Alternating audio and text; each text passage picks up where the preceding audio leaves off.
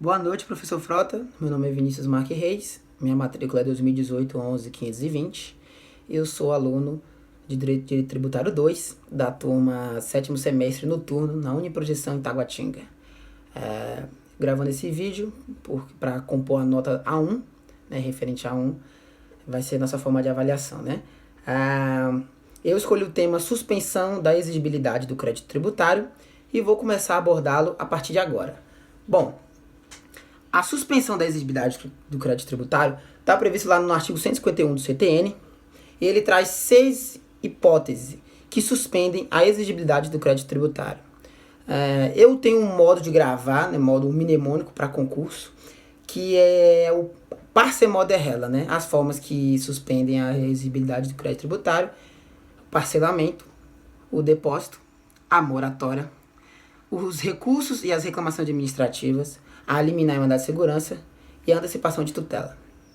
Bom, antes de entrar em cada uma dessas, eu vou falar primeiro sobre o efeito que gera quando você suspende o crédito. Bom, quando você suspende o crédito tributário, gera uma que chamamos de certidão positiva com efeito de negativa. O que isso quer dizer? Bom, está previsto lá no artigo 206 do CTN. Quer dizer o seguinte: por exemplo, você deve 1 milhão ao fisco. E aí você, mediante um parcelamento, né, com a concessão por uma lei ordinária, você parcela em 100 vezes essa dívida de 1 milhão. Supondo que você já pagou 2 parcelas. Você ainda deve 98. Se você ainda deve 98, ela tem um efeito positivo. Ela tem uma certidão positiva. Mas como você vem pagando em dia e o crédito tributário, né, a exigibilidade do crédito tributário está suspensa, ela tem um efeito de negativa, né? Isso que a gente chama de certidão positiva com efeito de negativa, previsto lá no artigo 206 do CTN. Bom, passando agora a esmiuçar cada uma das hipóteses, né? Primeiro eu vou falar sobre a moratória junto com o parcelamento.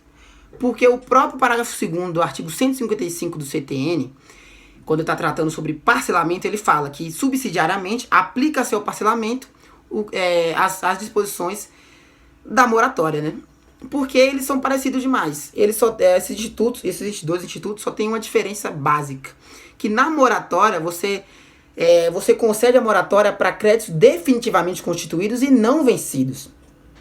Já no parcelamento, você parcela dívida vencida, né?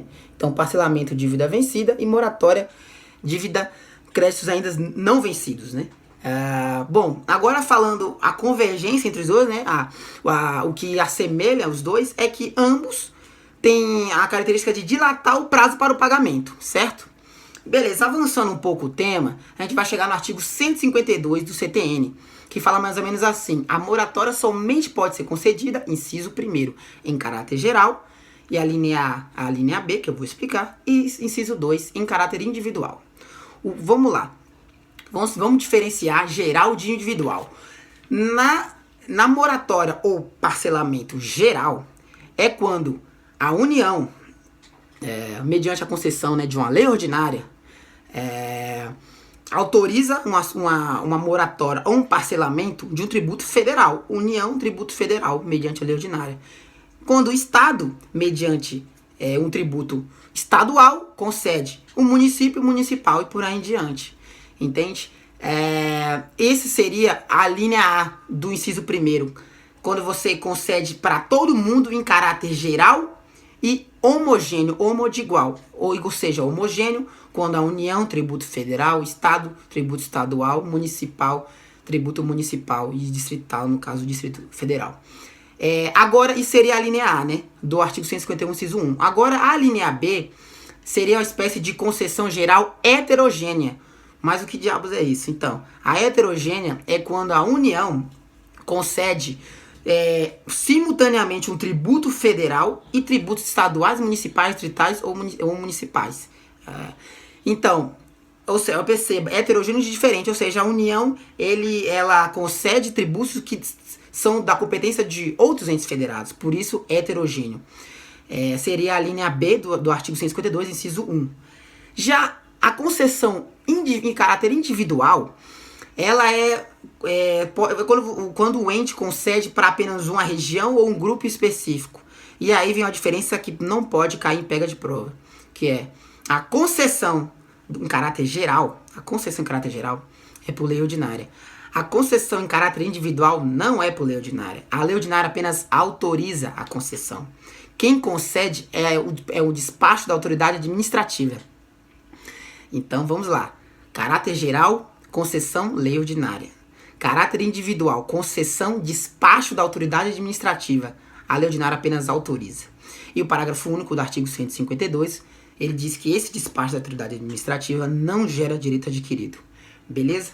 Seguindo um pouco à frente, a gente vai falar agora dos requisitos, que está no artigo 153, ou seja, o que a lei tem que dizer, né, quando for conceder, ou o despacho, né, quando for conceder essa moratória, esse parcelamento. Bom, tem que falar o prazo, as condições, o número de prestações, garantia, qual tributo, né, está sendo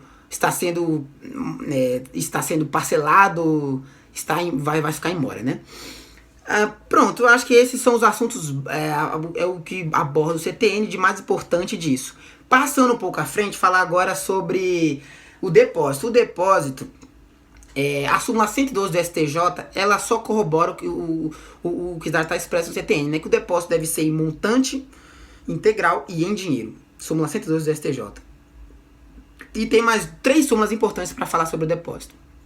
A súmula vinculante 28 obviamente, do STF, ela diz o seguinte, vou ler aqui e explicá-la. É inconstitucional a exigência de depósito prévio como requisito de admissibilidade de ação judicial na qual se pretenda discutir a exigibilidade do crédito tributário. O que isso quer dizer? Antigamente era obrigatório para você entrar com ação judicial, né? Para discutir suspensão da exigibilidade do crédito tributário, era obrigatório você depositar em montante integral em dinheiro. E isso era muito complicado, porque se a pessoa não tem dinheiro, como é que ela ia entrar com ação? Piorou. Então o STF viu que estava contra um princípio constitucional, né, previsto no artigo 5º da Constituição, que é o princípio da inafastabilidade da jurisdição. Então, com essa súmula editada, não vale mais, agora você pode entrar sem ter que depositar esse montante integral em dinheiro.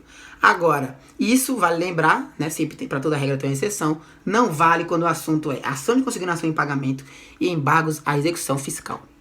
E a súmula 21 do STF, a súmula vinculante 21 do STF, junto em comunhão com a súmula 373 do STJ, diz mais ou menos assim: é inconstitucional a exigência de depósito ou arrolamento prévios de dinheiro ou bens para admissibilidade de recurso administrativo. Ora, se para ação judicial não pode, para o recurso administrativo também não é mais necessário o depósito, né? Só fizeram corroborar uma coisa que já era um pouco óbvia após a edição da primeira súmula, da súmula 28, vinculante 28.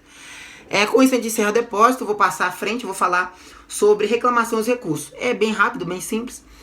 Reclamação do recurso administrativo suspende a exigibilidade do crédito tributário, porque quando você está com um processo administrativo, com uma impugnação ou uma defesa, enquanto o órgão administrativo ele não dá uma resposta final, fica suspenso a exigibilidade do crédito tributário. É isso, não tem nada muito, uma jurisprudência, nada para o que eu possa falar. É basicamente isso. E por fim, para não ficar de fora, a liminar a imunidade de segurança e antecipação de tutela.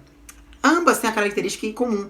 Elas suspendem a exigibilidade do crédito tributário porque são decisões provisórias. Então, obviamente, tem que suspender e não fazer algo definitivo, né? Suspensão, algo provisório. Então, agora falando sobre a antecipação de tutela, tem uma coisa interessante. Pode ter antecipação de tutela por ação declaratória e por ação anulatória. A ação declaratória, ela é antes do lançamento e a ação anulatória depois do lançamento. Mas o que acontece? Não é só porque a ação... vou olhar aqui para não confundir. A ação não é porque a ação declaratória ela é antes do lançamento que o fisco não pode lançar o crédito, né? O fisco deve lançar o crédito tributário para evitar o fenômeno da decadência, que são de 5 anos, né, que o fisco tem para lançar o crédito. Então, mesmo com a ação declaratória, né, vigente, suspendendo a exigibilidade do crédito tributário, o fisco deve lançar o crédito tributário para evitar a decadência, certo? Isso não quer dizer que está cobrando, ele está apenas garantindo, né, que aquele crédito tributário não seja alcançado pela decadência. Era isso o meu assunto. Muito obrigado, valeu. Um abraço.